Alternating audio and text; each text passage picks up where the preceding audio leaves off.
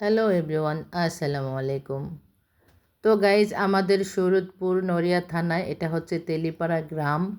এখানে সুন্দর একটা রেস্টুরেন্ট হয়েছে। তো দেখেন, আসলে ইয়াং জেনারেশন যারা আসছে, ছেলেমেয়েরা, তারাই এটা দিয়েছে। আসলে বিকেল টাইমটা কিন্তু আমরা সবাই অফসেট থাকি, একেবারে অযথা আড্ডা মারি, গল্প করি।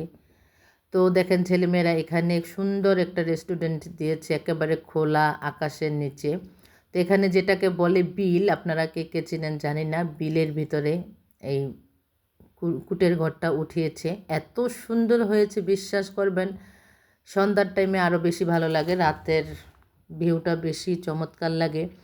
তো ওরা কয়েকজনে মিলে এটা করেছে, এত ভালো লাগছে। এখানে কিছু দোলনা রেখেছে, আবার দেখেন বিলের ভিতরে নৌকা নামিয়েছে কয়টা।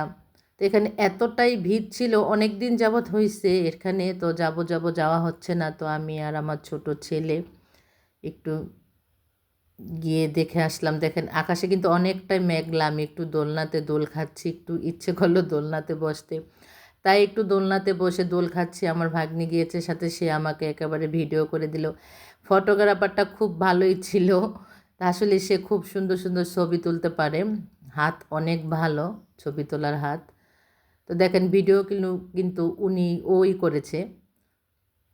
তো এখানে এসে আসলে যাদের মন খারাপ থাকে, মনের মধ্যে অন্যরকম একটা মাইন্ড থাকে, সব মাইন্ড একদম ক্লিয়ার হয়ে যায়। বিশ্বাস করবেন, এখানে খোলা আকাশের নিচে গিয়ে আমার এতটা ভাল লাগছে, খুবই অসাধারণ লেগেছে।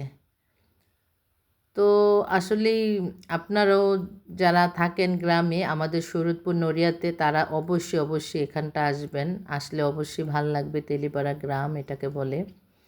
খুবই ভাল লাগছে। এখানে দেখলাম অনেক, মানে কি বলবো, মানে অনেক অনেক ছেলেমেয়েরা, অনেক ইয়াং জেনারেশন যারা আছে, মোটামুটি সবাই এখানে ছিল। আমার খুবই ভাল লাগছে। আমি আর অপূর্ব কিছু ছবি তুললাম। তো বিকেলটা খুব সুন্দরই কাটিয়ে আসলাম। অসাধারণ লেগেছে। আপনাদের কাছে কেমন লাগছে অবশ্যই জানাবেন। অনেক লেডি বাইকাররাও এখানে ছিল।